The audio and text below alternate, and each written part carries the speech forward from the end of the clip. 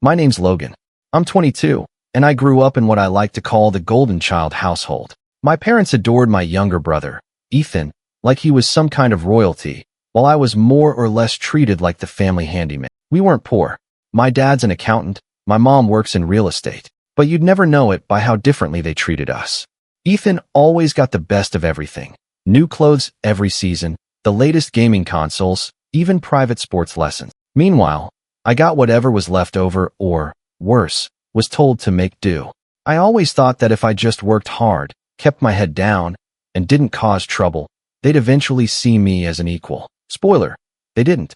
Every family dinner turned into some lecture about how I wasn't pulling my weight or how Ethan had so much potential compared to me. I tried to brush it off, telling myself that once I turned 18, I'd carve my own path. And for a while, I really did.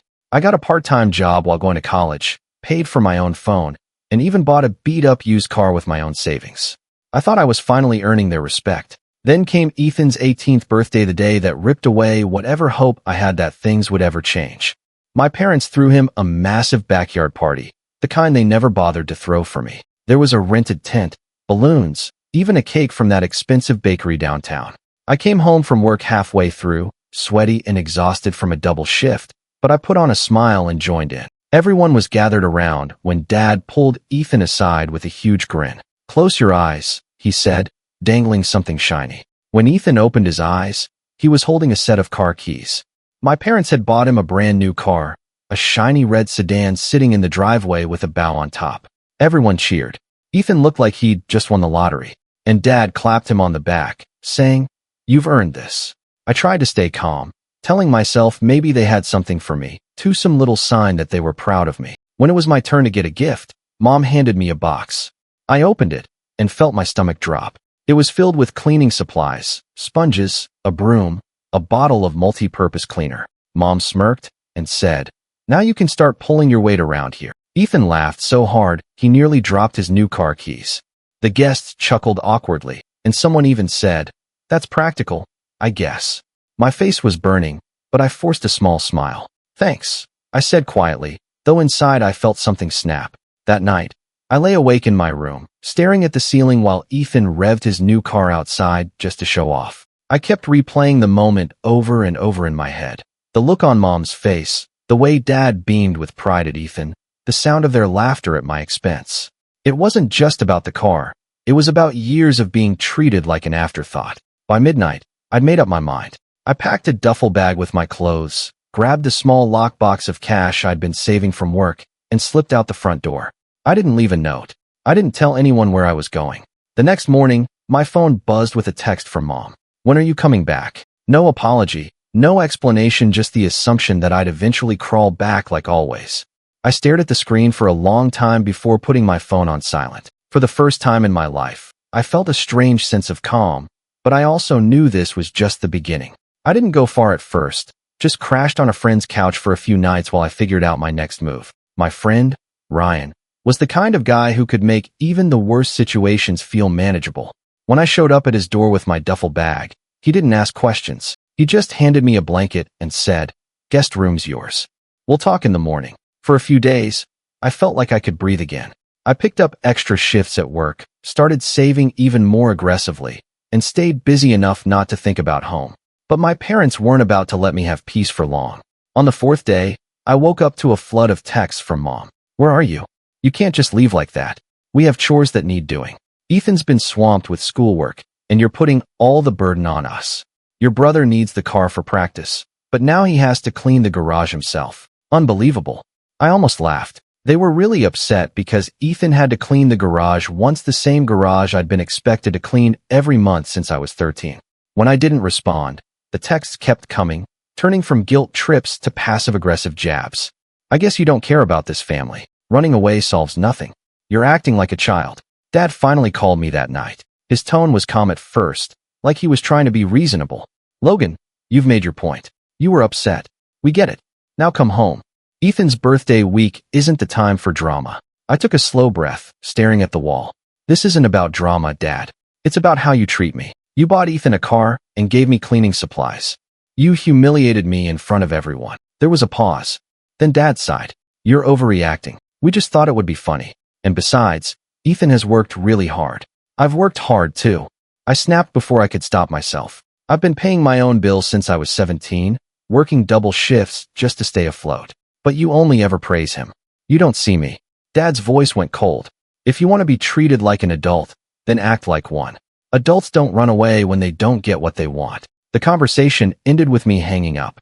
My hands were shaking, but for once, I didn't feel guilty. A few days later, I got a picture from Ethan. He was standing next to his new car, flashing a thumbs up with the caption, "You should have stayed. Just washed it. Looks amazing." It felt like a slap in the face. 2 weeks passed, and the silence from me must have gotten to them because Mom finally showed up at my work. I was wiping down tables when she walked in, arms crossed, that tight-lipped smile on her face. "Logan," she said, loud enough for my coworkers to hear. "This has gone on long enough. You're embarrassing us. People are asking why you aren't home." I put the rag down slowly. "I'm not coming home." Her smile dropped. "Excuse me. I'm done being the family doormat," I said, my voice steady even though my chest was pounding. "I'm not going back just so you can keep treating me like a second-class citizen." Her nostrils flared. "We've given you everything, Logan. A roof over your head, food, clothes." I actually laughed at that. "You gave Ethan everything. You gave me the bare minimum and expected me to be grateful for it. I'm done." She didn't yell, but her voice turned icy. "Fine, but don't come crawling back when you realize the world is a lot harsher without us."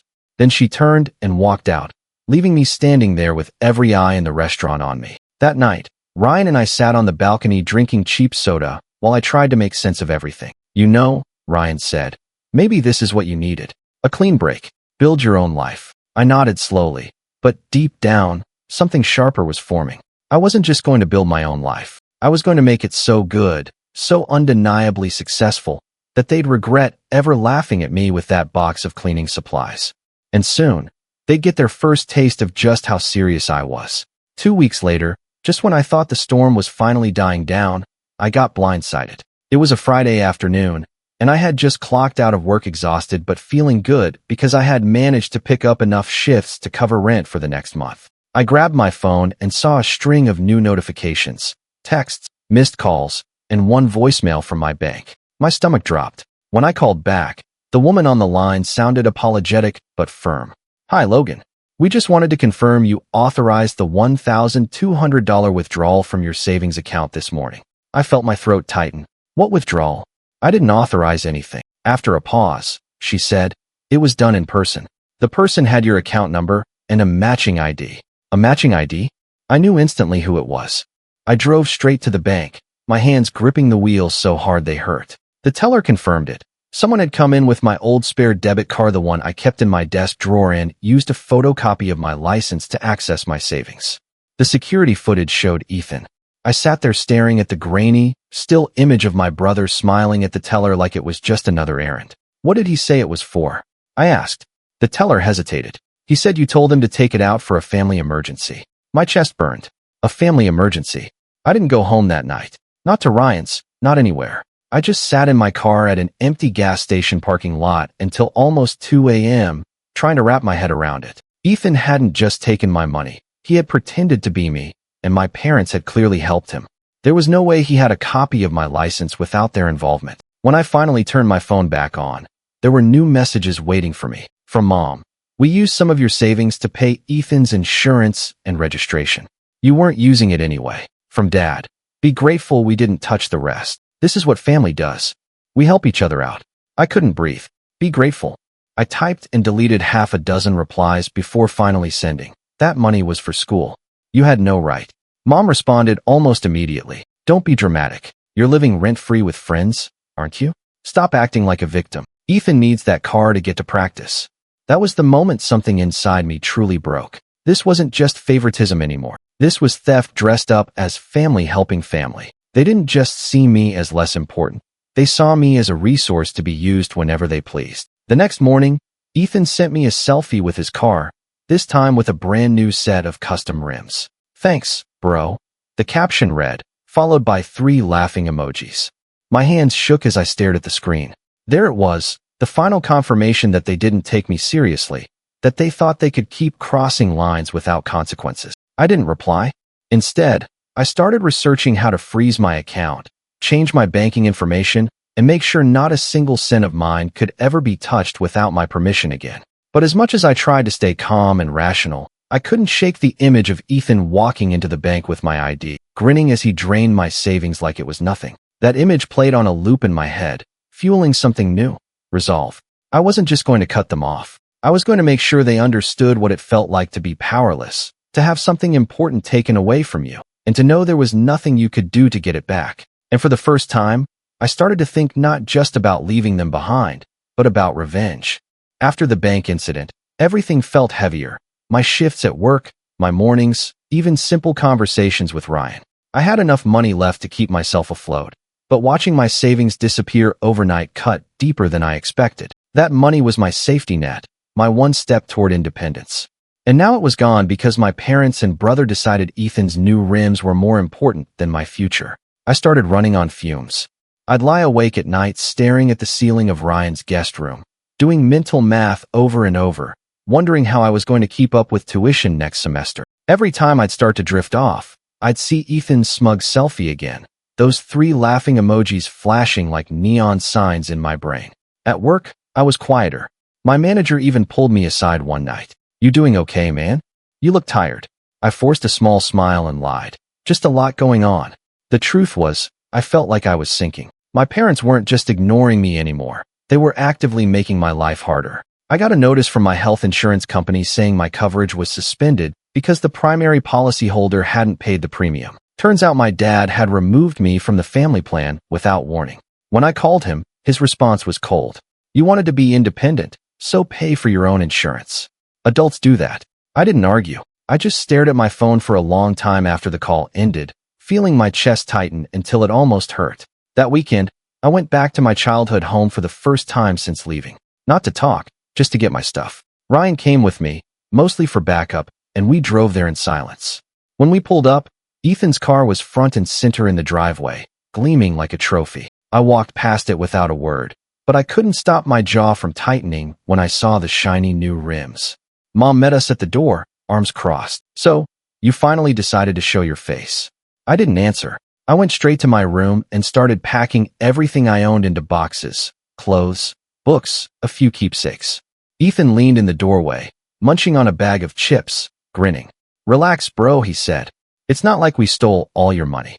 You should have seen Dad. He argued with the bank about them charging a fee. Total win." I didn't even look at him. "Get out of my room." He laughed. "You can't kick me out. This is still my house." Ryan stepped forward then, his voice low but sharp. He said, "Get out." Ethan muttered something under his breath and left, but the smirk on his face stayed burned in my mind. By the time I was done, my room looked empty, almost foreign. Mom stood at the bottom of the stairs as I carried out the last box. "You're making a big mistake, Logan," she said, shaking her head. "Family is all you have in this world." I stopped just long enough to meet her eyes. "Then maybe I'd rather have nothing." The words hung in the air for a long moment before I turned and walked out. That night, back at Ryan's place, we stacked the boxes in the corner of the room, and I sat on the floor staring at them. It hit me all at once. This was it. There was no going back now. I had burned my last bridge. But in the quiet of that night, something shifted. I stopped thinking about what I had lost: the money, the safety net, even the family I wished I had, and started thinking about what I could build. I opened my laptop and began applying for better jobs. I searched for scholarships, grants, anything that could help me finish school without relying on my parents. I even started watching videos on budgeting and personal finance, scribbling notes in a worn notebook Ryan gave me. For the first time, my anger wasn't just an open wound. It was fuel. I didn't want to just escape my family's control. I wanted to become someone they couldn't ignore, someone whose success would make them realize too late that they had thrown away the best thing they had. I wasn't there yet. I was still broke, still sleeping in a borrowed room, still figuring out how to rebuild from nothing. But in that moment, I made myself a promise. One day, I'd make them regret ever handing me that box of cleaning supplies. The first few months after leaving home were brutal, but slowly, things started to shift. I landed a better job at a local logistics company after a manager saw my work ethic at the restaurant and offered to recommend me. It paid more than minimum wage, and the hours were consistent enough that I could finally breathe a little. I moved from Ryan's guest room into a tiny studio apartment, barely bigger than my old bedroom, but it was mine. No one could barge in without knocking. No one could tell me what to do with my space. And no one could touch my money. I kept my head down, saved aggressively, and took every extra shift I could. At night, when I wasn't working, I was learning, budgeting, investing, basic car maintenance, things I'd never had the chance to really focus on before. My notebook filled with plans and goals. I even got into online freelancing, taking on small projects to bring in extra cash. And bit by bit, I started to feel like I was in control of my life. Months passed, and while I didn't hear much from my parents, the few times they did text me were telling. From Mom, "You still haven't come home? Ethan could really use your help around the house." From Dad, "We're disappointed, Logan. You're letting pride ruin this family." I didn't reply. Then one evening, after a particularly long shift, I got a message from an old professor. He told me about a scholarship I qualified for and urged me to apply. I stayed up all night writing the essay. And when I got the acceptance email 2 weeks later, I nearly shouted out loud in my apartment. The scholarship covered almost all of my tuition. For the first time since leaving home, I felt free. With my savings growing and school covered, I allowed myself one small splurge, a used car.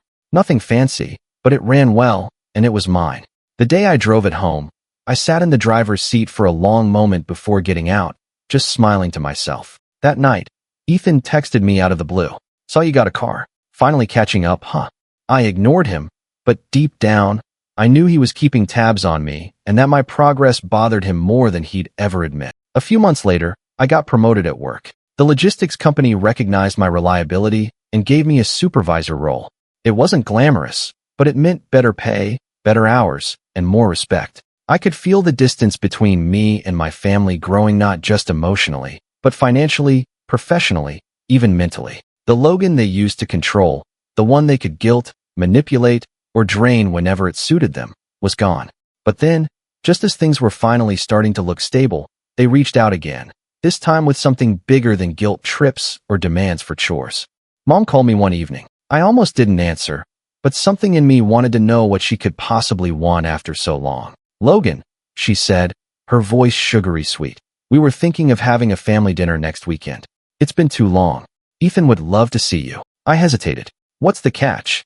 "There's no catch," she insisted. "We just miss you."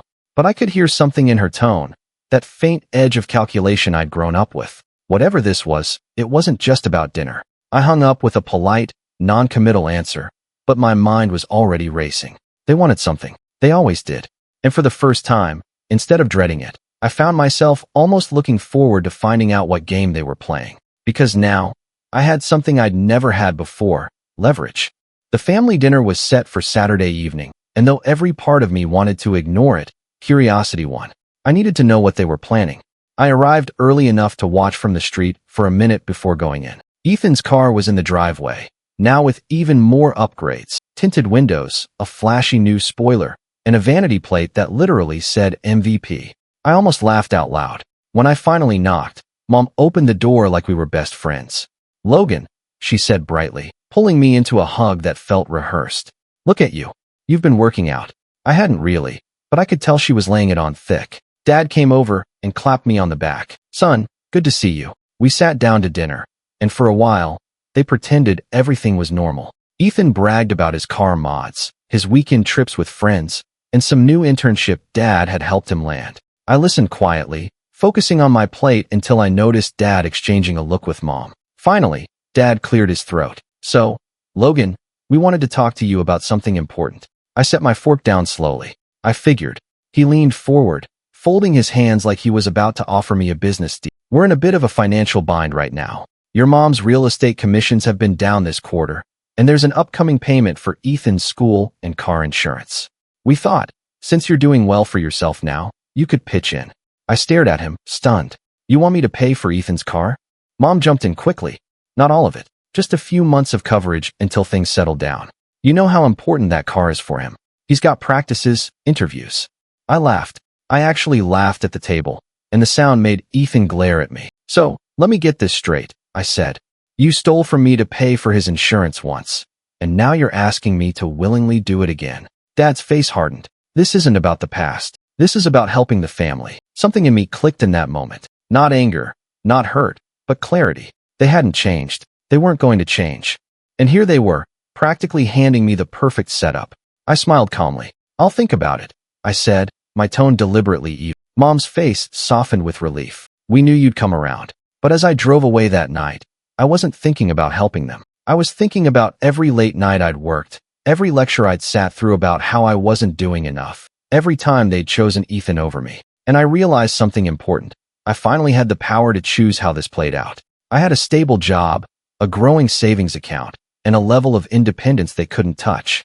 I knew people now co-workers, professors, friends who respected me, who saw my value without conditions.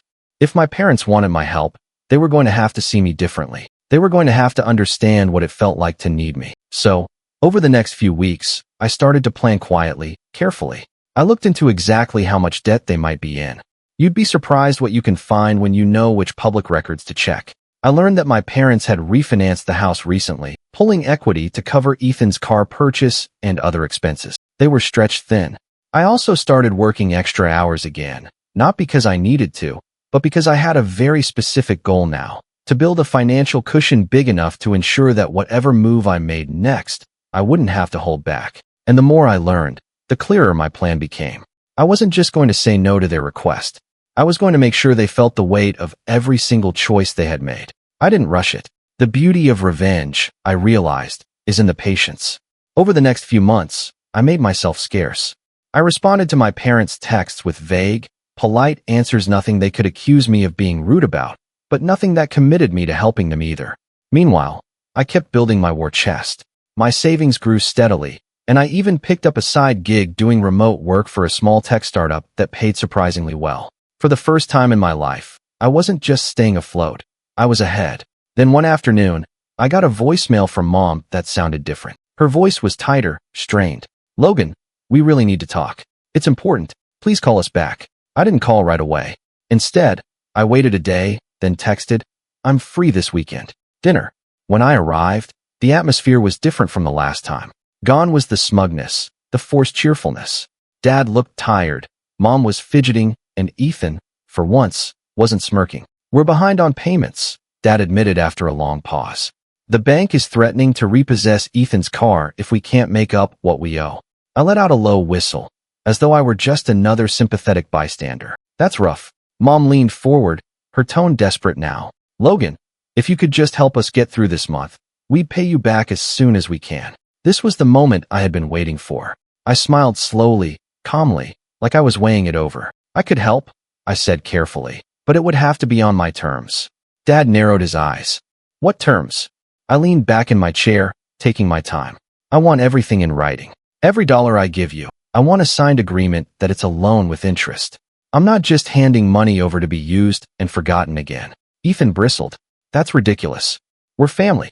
I turned to him and said evenly, family doesn't empty your bank account without asking. Family doesn't laugh while you're humiliated in front of guests. So, either we do this my way, or I walk out that door and you can figure it out yourselves. The room went dead silent. Finally, Dad exhaled slowly. Fine. We'll do it your way.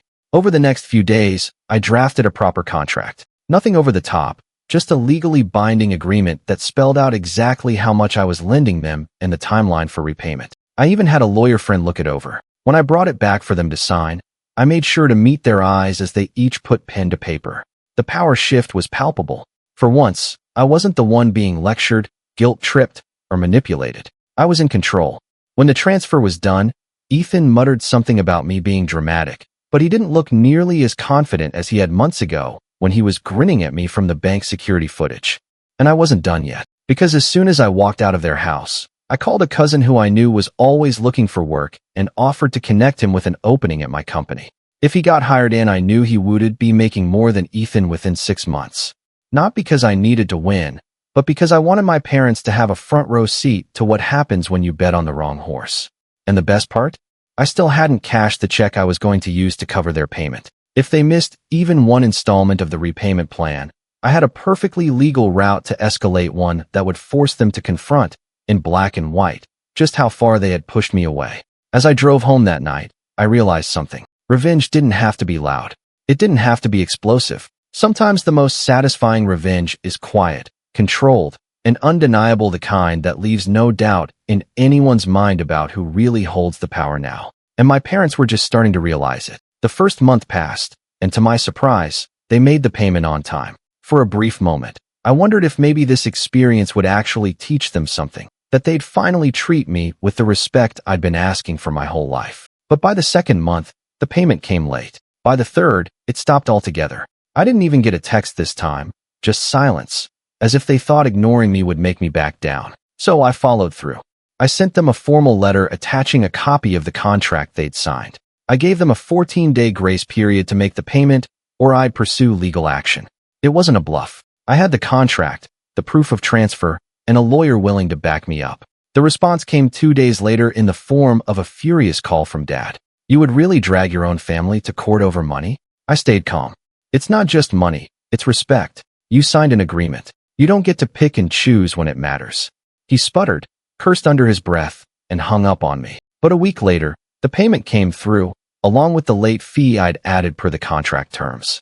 Word started spreading through the family after that. My aunt called me one evening, whispering, "I heard you made your parents sign a loan agreement. Is that true?"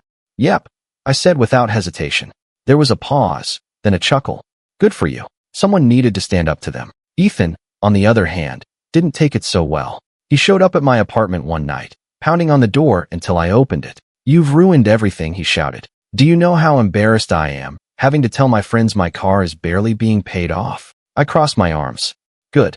Maybe you'll learn what it feels like when someone else's decisions control your life." His face went red, but he didn't say another word. He just stormed off, slamming the stairwell door hard enough to rattle the frame. By the time the final payment came through, my savings were higher than they'd ever been. I had finished school, earned another promotion at work, and was in the process of moving into a better apartment in a nicer part of town.